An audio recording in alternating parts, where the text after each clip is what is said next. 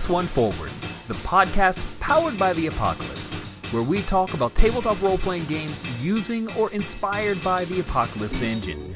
I'm your MC, Rich, and I'm joined by my co-MC, Rach Shelke. How you doing, Rach? I'm doing well. Look, they let me in the last episode, and I couldn't find the door out, so I've just been hanging out here for a few weeks. Man, that's been a while. I didn't even leave the window open for you. Oh, it's fine. Okay, good. This is one of our topics episodes where we are going to hit read a Sitch, and we're going to hit it hard. I'm pretty excited about this one. This was a topic that you suggested, Rach. Mm-hmm. And it is, we're calling it kind of porting Apocalypse World style, or porting the Apocalypse, although that now sounds a little bit like porta potty, but taking Apocalypse World style to other games. What's universal and what's best served in Apocalypse Engine. So when I first read Apocalypse World, there were a lot of times I was reading it saying, oh yeah, I do that. I already do that. The game to me is less revolutionary and more evolutionary. But, and this is, a word that I stole from you, Rage, there are a lot of codifications of play and talk about how to run and play games in a more collaborative method, but still having a game in the framework. But not everybody wants to play PBTA games, and not every game is best served by the mechanics that run the Apocalypse engine. Sometimes you want something a bit more rules-heavy or built for longer-term play. Sometimes you want something that doesn't require as much setup or world building, or, sometimes you just want to roll more than 2 6-sided dice, right? Well, sometimes. Have all these dice that you buy with the rest of your sets. Yeah. Or you're like me, and it's new dice day, let's just go to the game store. Exactly. So the question is that we want to tackle today, how do you transport that style of Apocalypse World into other games? Now, some people may say, I don't think it's appropriate to talk about PBTA like it's a generic system with a core that you can deviate from, or that nothing makes PBTA work well and each game is its own thing. That's not the conversation we're having today. But hey, maybe that's a conversation we could have at a future time, Rach. Oh, we have lots of episodes and lots of ground to cover, right? Indeed. Today we're talking about taking concepts primarily from Apocalypse World that can be utilized in other tabletop RPGs. Now, since we agree that Apocalypse World is an evolution, it's entirely possible that parts of Apocalypse World already exist in the game you're playing, or that the game you're playing influenced Apocalypse World. But they might not. And if they don't, you might find some value in considering these options. What originally inspired me to bring up this topic is I was playing Serpent's Tooth with my friends Rob and Kate. And Serpent's Tooth is a game that's not really powered by the Apocalypse. It's fairly far removed. But at one point I gained control of a mechanic as a player. I read the card and it said, show how a threat can harm the kingdom and ask, what do you do? And I went, wait a minute. I know these words, which had me thinking about how we can take ideas from Apocalypse World and Powered by the Apocalypse games and project them back onto different games that we're running. Because there's lots of really cool ideas that are great for building out how you act as a MC or a GM or how you act as a player. It can really bring a lovely culture of gaming to your table. Absolutely. The idea of Apocalypse World being a conversation, the game is a conversation, that was new to me. The idea of it being a conversation that things can flow back and forth rather than the GM lays down the law. I remember, Rach, and I'm old, but I remember when my buddy Trey handed out his 10-page document of how he ran games, and it started off with rule number 1, I am the GM, I am God. Rule number 2, any questions, see rule number 1. Right? That's not very conversational, right? But that's where I started off. Well, I sometimes have objections to authority, so I've always struggled with that GM as God or the hard GM position, even jokingly within gaming culture. And I understand why it exists, and I understand why people find it funny, because it is a little bit funny, but it never really sat well to me because I want to be with the, get with the GM and basically be like, so I have this really cool idea and I know this feeds into something you're interested in. So how do we make these two things work together? Yeah, that's the stuff. I love that. So what are some things that you found in Apocalypse World or Apocalypse World games that you feel are universal or things that you would really want to pull into a game that you're involved in, maybe want to hack a little bit, or at least want to be inspired by other approaches to the table.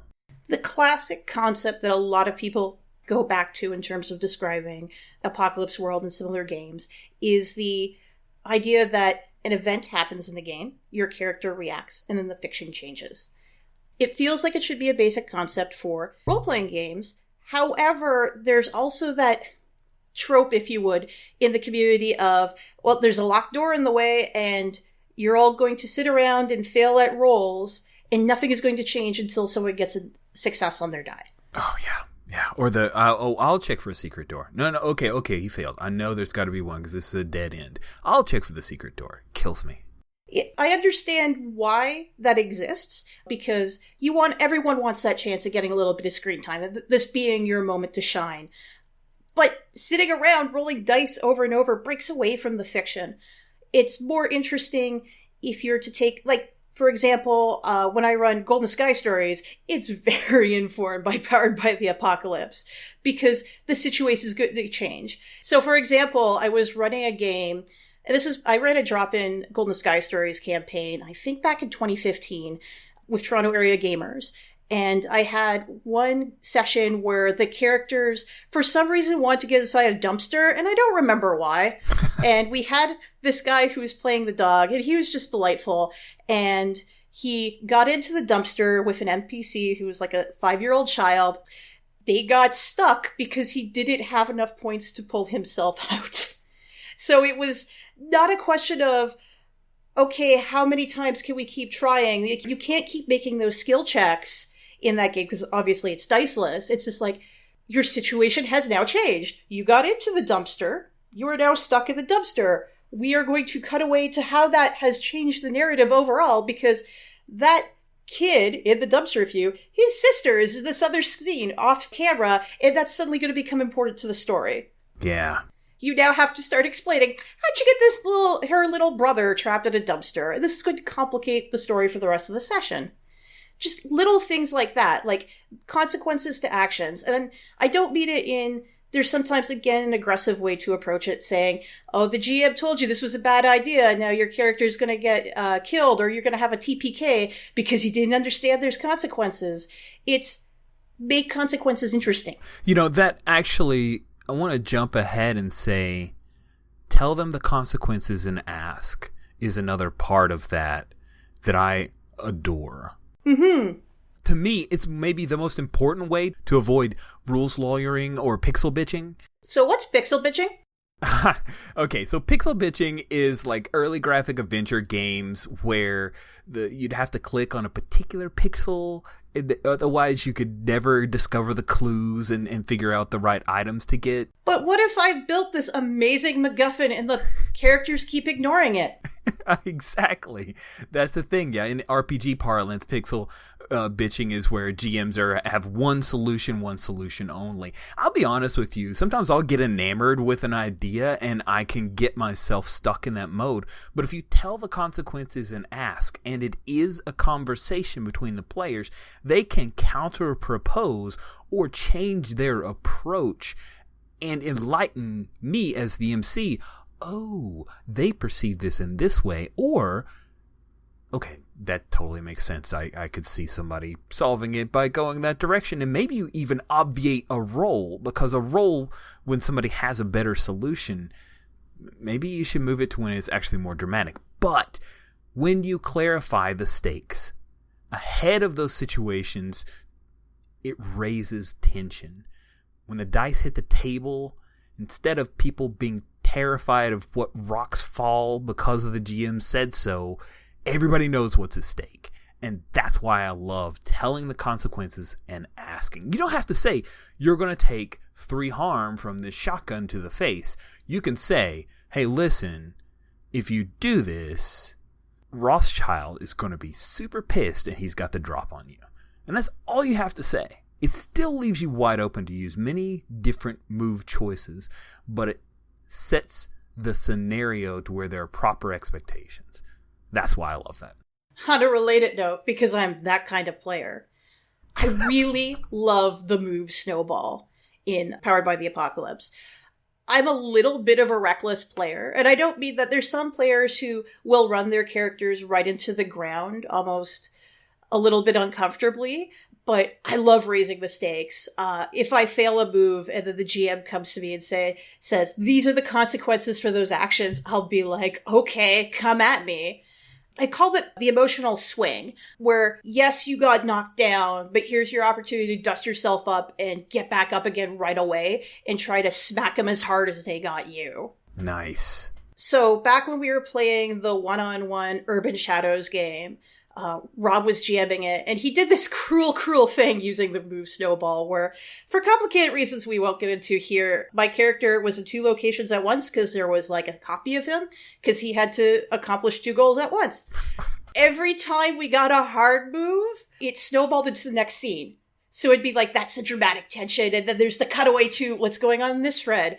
And it got to the point where I was like, mock yelling at him in character, like, oh god, but I need to know what's going on here, because he's pretty tuned into my playstyle. But then it was like we got the payoff like 5 minutes later when the scene shifted back again. It was such a smart way to do the snowball. Oh, I loved it so much. That sounds really good. I like that. I love the cutaway from a move. I know Kate, in a previous episode of the Gauntlet Prime, she was talking about when she would pull away the camera from a scene active, and she would do it right before she would throw a hard move at somebody. It was really cool. I yell at GMs out of love when they do it. I do appreciate it, but it's just like, in character, it's like, no, just give me 5 more seconds.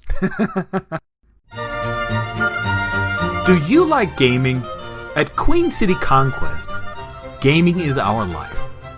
Buffalo's premier gaming convention is back this September with games of all kinds, RPGs, board game tournaments, and open video gaming throughout the entire convention.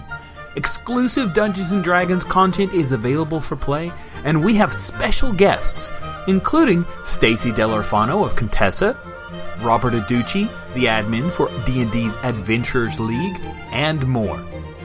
Queen City Conquest will be hosting the NYS Double Exposure Envoy Board Game Championships. Some of the games involved will be Dimension, Skull King, Diamonds, and Neuroshima Hex. Also, Microsoft will be demoing their VR Xbox games on Sunday during our Family Day. It takes place on September 8th through 10th at the Buffalo Niagara Convention Center in downtown Buffalo, New York. Visit queencityconquest.com for more details, or stop by our Facebook page. Join us at our royal court and rule every game.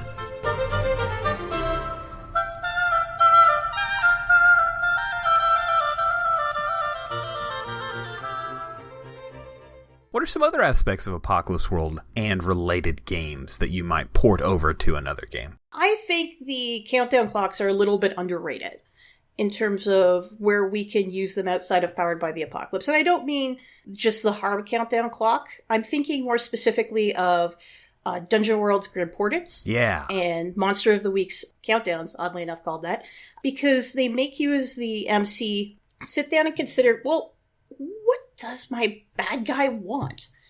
What way would they try to accomplish their goal? And it's something that I don't think we think of normally in terms of writing in adventures. We think of the obstacles in the way, but we don't think about what they mean in the overall context of the story. And when I was starting to run Monster of the Week, I actually struggled with this a lot because I was thinking about it so much in the context of the characters that I had to wrap my brain around, well, what does the bad guy want? And I found it helped make the stories a lot more relatable and logical. Like, it wasn't just random stuff happening with no rhyme or reason, but it had me make my antagonist be much more intelligent. One of the things I like about a countdown clock for events or for a particular threat is to avoid the Fallout 4 problem or the Mass Effect problem, where there is the main plot. Okay, your son has been stolen. That's super important. I agree, video game. However, I need to go craft some really badass bullets. So I'll be back in a few hours to actually care about what's happened to my son? And when you show back up, okay, we pick that plot line right back up again. But if you've got a countdown clock, it forces you as the MC, coupled with think off screen as well. It forces you to progress things along in that logical pattern that you're talking about, to make it feel like a more fully realized world, to make sure that people are taking action or realizing that by inaction, there will be consequences. I love looking at, because I game a lot with Rob, who's my spouse, and I get access to his game notes after a game is complete, just looking at what his countdown clocks were, because he answers such interesting questions and figure out what were you thinking? Not like, what were you thinking, but like, what was your plan overall? Because it just reveals so many interesting nuances about what's going on in the setting. That's something that Jason Cordova does through the Patreon feed, is he'll drop in some of his notes from games, and you can see his threats and his countdown clocks and his grim portents, and it's really interesting. One of the things that I also like from Apocalypse Worlds is kind of simple. We do it a lot of times. Like, I did this in Vampire the Masquerade, like, constantly. Address yourself to the characters. I like it because this is, we're playing in the game now. It helps people sit in that mindset of, okay, it's on, right? Once I say, okay, Midnight, you're no longer Rach, right? I'm asking Midnight. Like, we've gone game on right then and there, right? It creates that situation where we're talking about the story. And to me, it creates a situation where character ownership is distinct and important. So we're not just world building, like, we're not just saying, okay, well, should we have a town over here? Okay, so we have a water tower over here? No, I'm talking to Midnight. So, Midnight, is there a water tower in this? I love that because it makes it feel more like we're in the world rather than we're sitting way, way back, like the video game Populous or one of the God games, right?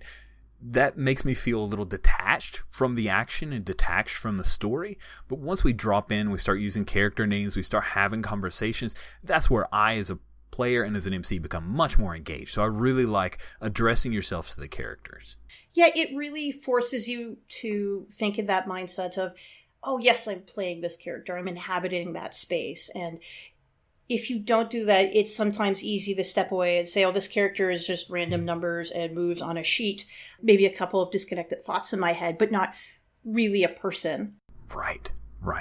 On a related note, I love the idea of being a fan of the characters. Yes. Again, this goes back to, I really don't like the hard MC as God position, because I want people to be having a great time at my table. And I want to be a fan of your characters, and I want to be right there with you, cheering on when they succeed and covering them when they fail, when I smack them down. And it will happen eventually. I find that, particularly in convention games, we don't realize just how important connecting in with the player characters is. The example I often go to is I was running Apocalypse World at a convention last year, and it was the first time for most of my players to play Apocalypse World. And this guy showed up late, he was deeply apologetic. I think he was a little bit concerned I was mad at him.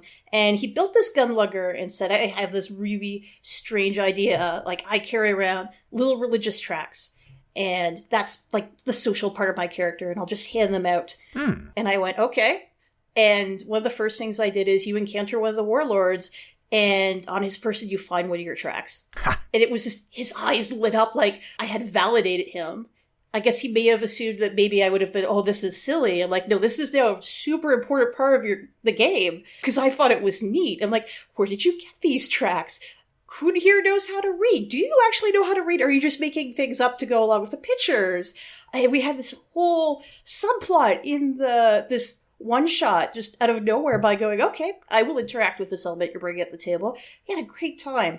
And you came in just not expecting to have that by like, I'm doing this thing to entertain me. And then as the MC, I'm able to go, okay, let's have a conversation here.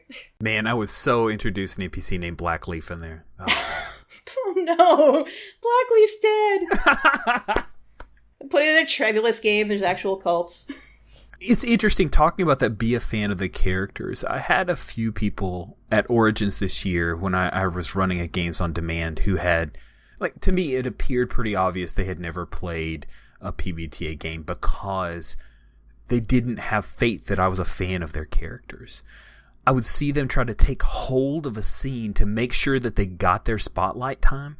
I saw it, that desperation of like, if I don't get it all out right now, then we're going to get involved in a combat, or we're going to get pulled off into the GM's plot, and my story that I kind of formulated as I sat here and created this character won't be fully realized.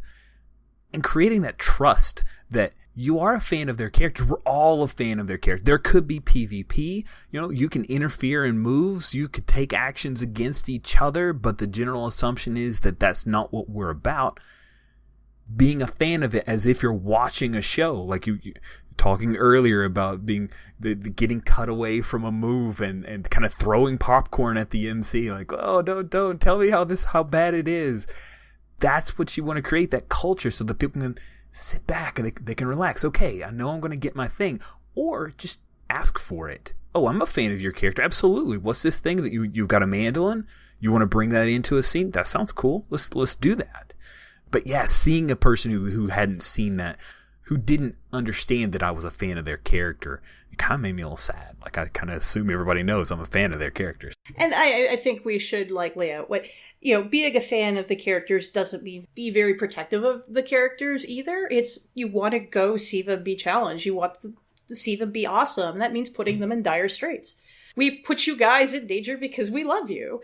And I think it also goes back around again as the GM. And something to keep in mind is if you're a fan of the characters, then your players are going to be fans of your NPCs. And I think Avery in Monster Hearts has this fantastic advice about when you're generating parts of a setting for Monster Hearts, throw everything at the wall and see what your characters cling on to, what they become a fan of, and that becomes your driving force in your plot. When I was running my Monster Hearts campaign a few years ago, we had this minor NPC who ended up dying. There were some characters who had these connections with her, and she came back haunting her sister's cell phone. Ooh. And it wasn't so much a fan club more than a hate club all the characters had for this silly cell phone that, because you would get these text messages from this phone number that should not exist.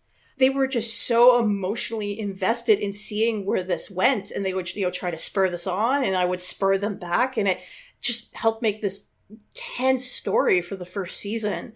They all joked afterwards, like the thing we hated the most, the biggest antagonist, was a cell phone. That is neat.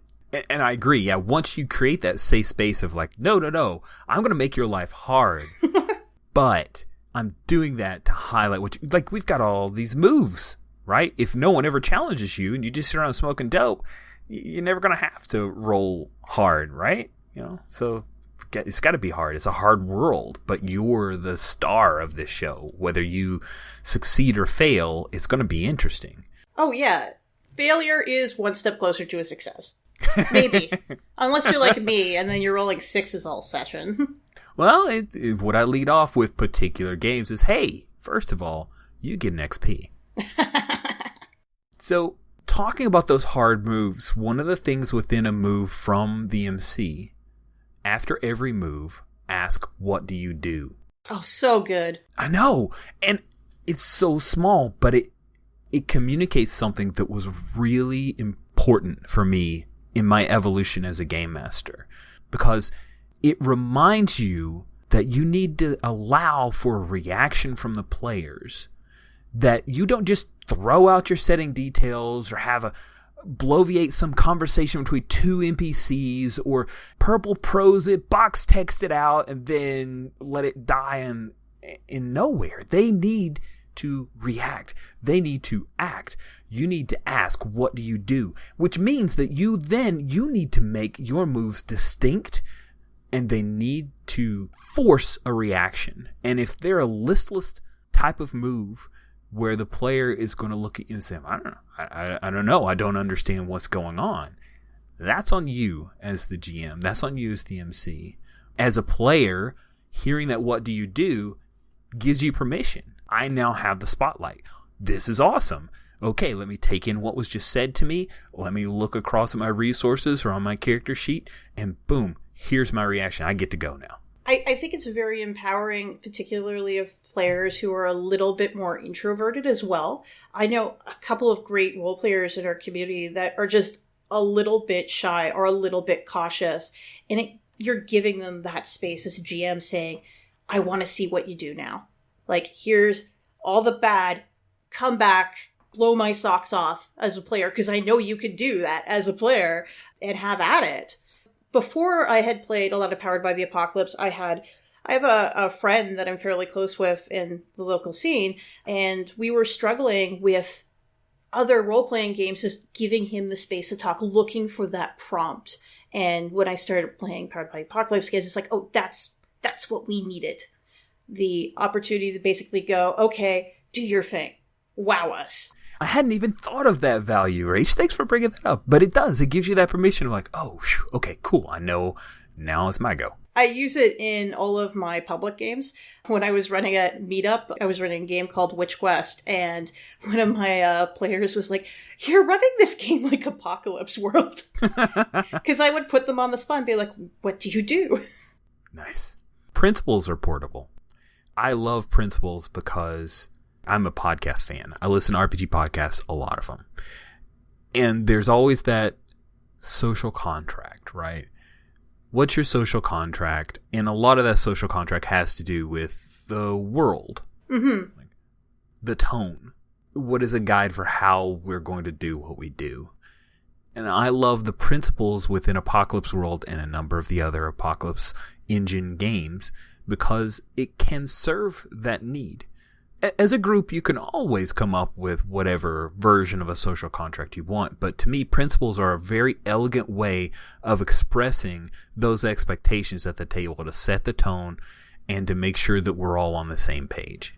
The importance of a tone discussion is something that we've been batting around a lot here, and I like that the principles do boil down, at least from the designer's perspective, this is the expectations I had while designing the game in terms of the space it's going to occupy. Is this going to be a silly game? Is this going to be an action-adventure game? Is this a game with a lot of self-reflection and grim darkness? It establishes it. It gives you sort of beats to hit for. Right, exactly. Are there any in particular that stand out to you? Look through crosshairs. Oh, yes. That is one of my favorite principles, because it helps me to get over my precious NPC snowflake tendency that I might have had before Apocalypse World. The idea of looking at situations, looking at places, looking at people through crosshairs. I also liked, I don't remember if it's a principle, but the treat your NPCs like stolen cars. Yeah, that's a Monster Hearts. Mm-hmm. That's a treasure. You know, the looking at things through crosshairs or treating NPCs like stolen cars, to me, it led to a particular game when the group all gathered up and they went on a rampage and took out an enemy hardholder. And they did. They waxed the guy. They had superior forces. They were several PCs who were armed to bear. And guess what? The guy died. And I think in other games, in other times, in previous Rich as a GM, I might have tried to throw blocks in their way or something else. But that dramatically changed the situation. And then bam, okay, well, they had a whole hardhold. Now they don't have a hardholder. What are you going to do? It's a great opportunity, particularly for Apocalypse World, which is, so you have infrastructure and people, what are you doing now? And the NPCs who were at that hardhold, who maybe they didn't love the guy who was in charge. We'll call him Millions, because Millions is always an asshole hardholder in my game. Oh my gosh, it's true. It happened in our games too. Right? Millions is the perfect name for an asshole hardholder. So you wax Millions while all these other people are like, well, Millions told us what to do. What do we do now? Now the PCs run off back to their hold and just let it go. Well, power abhors a vacuum, right? Somebody's going to step in and fill that, so maybe it's going to be thousands. Who knows? And that's great, right? Because you look through crosshairs, you change that situation, which goes all the way back to the move snowball, right? You change the situation, and then it's a new reaction. It's a new part of the conversation. It evolves. I love that. Oh, in our game, where something similar to that happened, it brought in this subplot where the touchstone would go to the corpse of the dead hardholder for advice every once in a while, which was super creepy. Oh, it was so on the nose in terms of, gaze into the psychic maelstrom and see what's there. And they would have conversations that may or may not have happened. It was very unclear about leadership and what to do now. That's hot. That is really cool. I dig that a lot. I cannot take credit for that. It's fine. You brought it up, and people are going to forget who had credit. They're just going to say, oh, Rach said it on +1 forward. Yes. Sometimes disclaim decision-making. Which, by the way, confused the heck out of me at first, because I didn't know what disclaim meant. Like, don't take credit for it? Like, what does that mean? Obfuscate! To me, polling the table is such a great tool for getting buy-in from the players and making sure things move along when you as an MC, because right, it's a conversation. You can't have all of this prepped. You never knew that they would go this particular way or that everything would snowball to this point. And polling the tables is so useful for keeping things moving along and making sure that we're all on the same page. Do you use polling the table? I will often use pulling the table for describe to me what this looks like. It's terrible for PvP. One of my dirty tricks is basically describe the horrible, terrible thing you do to this other character. Because players will always think of things that are a lot more horrific and personal to their characters because they know more about the character than you do. You have what's been expressed at the table and some guidance sometimes on what's on the playbook or the skin or whatever, and that's a good starting point. But in terms of, well, I'm just trying to think of examples from, again, that Monster Hearts game, is there are so much social baggage worked into a couple of the characters, mostly involving class, which was completely something that was brought to the table by the players, not me, not the system. And that fed into, describe to me, how do you get in here? How do you sneak into the club? How do you dress? How do you lie to your mother about where you've been going at night? Which led to her thinking the player character was abusing drugs when she was actually a vampire, because monsters. Yeah, I love it. It's also great for sort of looking for new plot hooks to grab hold of as the MC and saying, oh, well, if this is important enough to bring it up now, let's see where this goes later. And then I'm usually jotting things down. Yeah, we'll stick with Monster Hearts. Keep your cool in Monster Hearts 2 is name what you're afraid of and roll with cold. I may not hit you directly with the thing you're afraid of, but just like you said, I'm going to take a note of that. That is a thing that we could use later. Maybe it's the thing that inspires that fear that could lead to a further threat. Any other ways that you disclaim decision-making? I mean, countdown clocks are part and parcel of disclaiming decision-making. Yeah, I mean, countdown clocks give you direction. So parts of disclaiming decision-making does come back to, in my mind, being a fan of the characters and empowering the players, because it's like, oh, this moment of awesome, this was all you. It wasn't my opinion to steer the plot this way. I mean, when I lay out my plots for any games, I usually have like a couple of like bullet points saying, these are the things I want to have happen this session. And then I let the players gently steer it towards that direction. And then it'd be like, well, it wasn't my fault we came here. You guys train wrecked the game in this direction. Only in a loving way. And instead of that complaint of no plan survives first contact with the players, that's what you plan for, right? You come up with the inciting incident, and then as you roll along and you get way off of quote-unquote script or off book or out of what you might have expected to happen, then you poll the players and we bring it back on and figure out, where do we go from here? How do we continue this conversation? When I run drop-in games and one-shot games, typically with people more experienced with traditional role-playing games, I'll get a lot of, oh, we must be really derailing this game, or there being a concern that the game has been derailed, or we're not going where I had intended the game to go. And I'd be like, no, we're good. Just keep rolling. And getting over that fear is a little bit of a challenge sometimes for the players. Yeah. And what's funny is I have in the past had players come up and say, I'm sorry we took you kind of so far out in the weeds with our thing that we were doing. No, it's great. Those weeds were awesome. Coming this October 20th, 21st, and 22nd.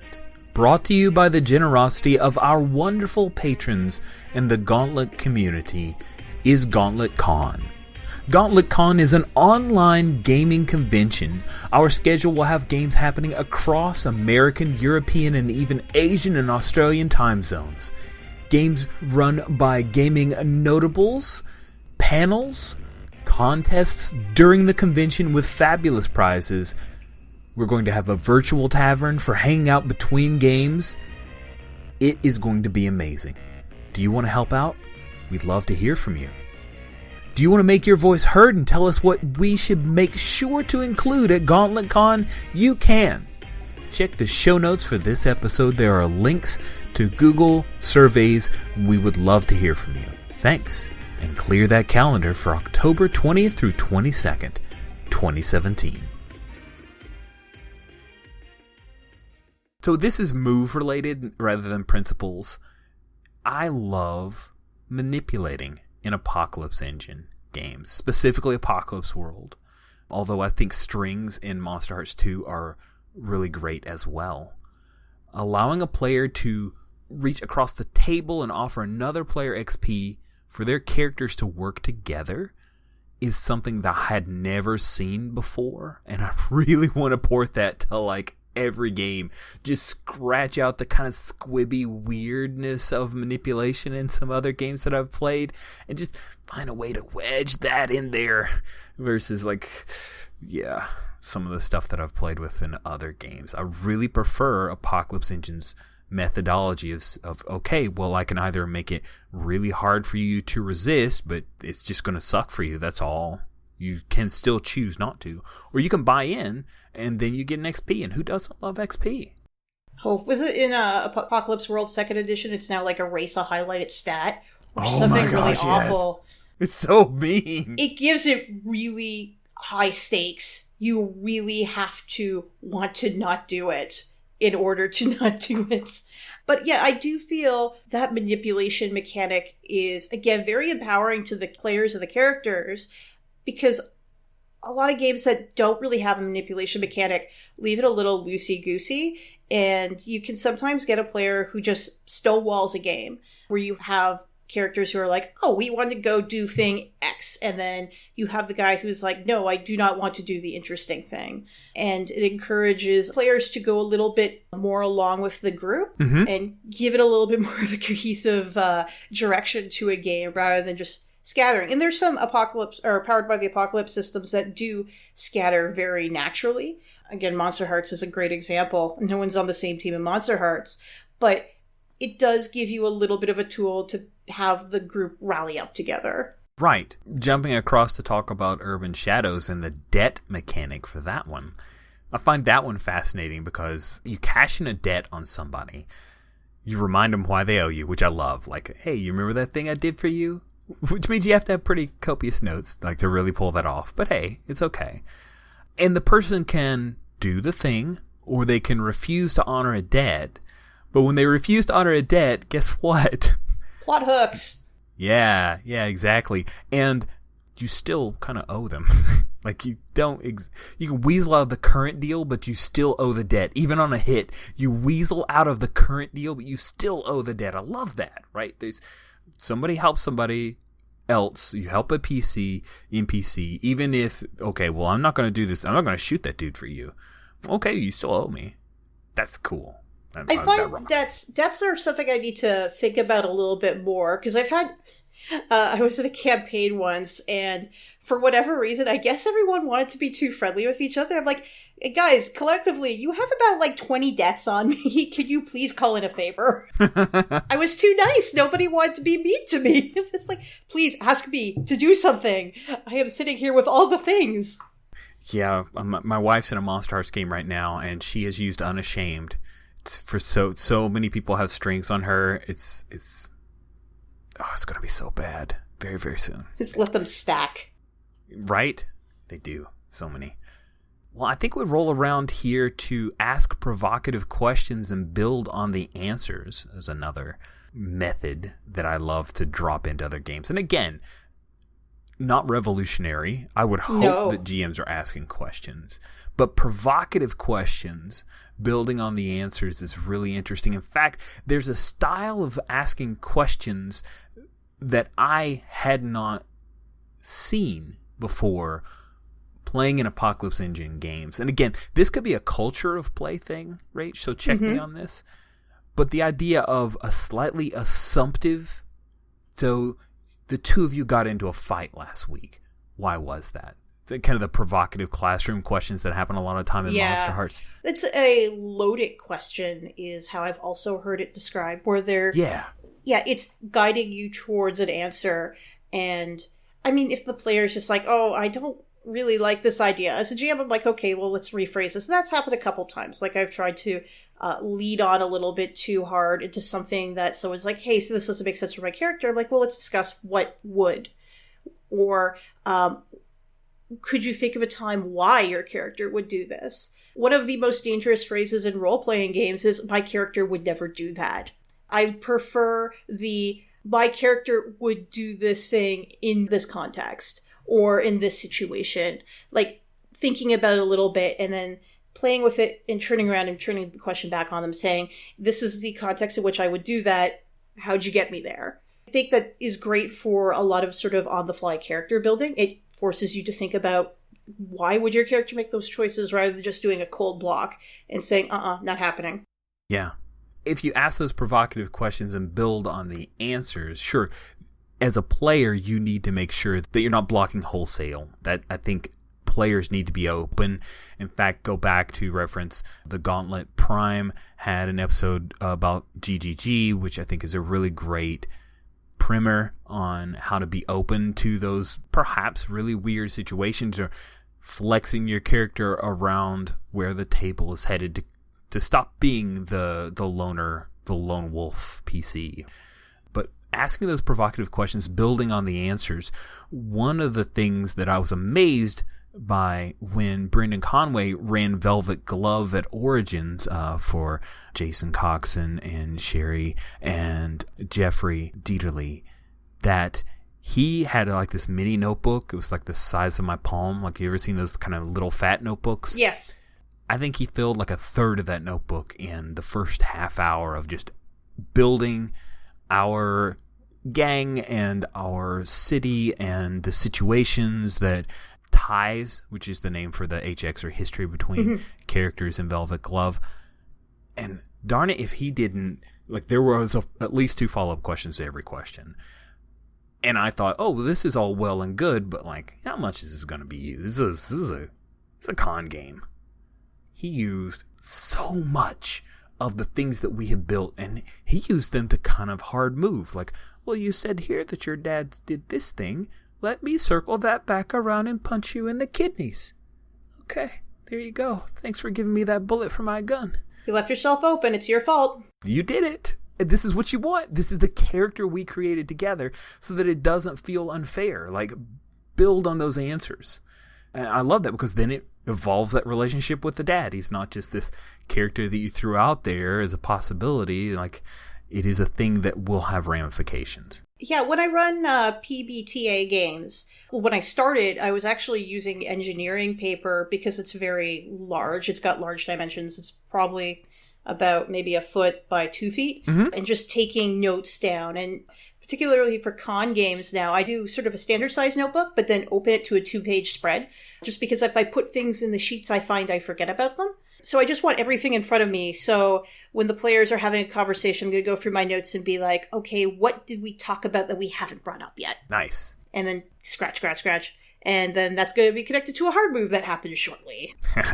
That is cool. That is really cool. Yeah, so it's ask provocative questions. Also write down what your players say, because it can be a lot of information at once, particularly for certain games. It can be. Also, playing by play-by post means that the answers are always written down, and that's great. And playing over Hangouts and recording your game so that you can go back to your private YouTube channel and watch it again is super helpful if you are terrible at taking notes. Also nasty, because someone's going to forget about something they said in passing. I know. Oh my. It's so beautiful. Cool. Are there any other pieces that you think we should talk about here? I think there'd be countless other examples people can think of in terms of exploring their favorite PBTA games and what they like about them and seeing how they can bring it over to their other games they really like. So it's sort of a learning process. A journey of self-exploration, as it were. or group. Yeah, that's a great point, Rach.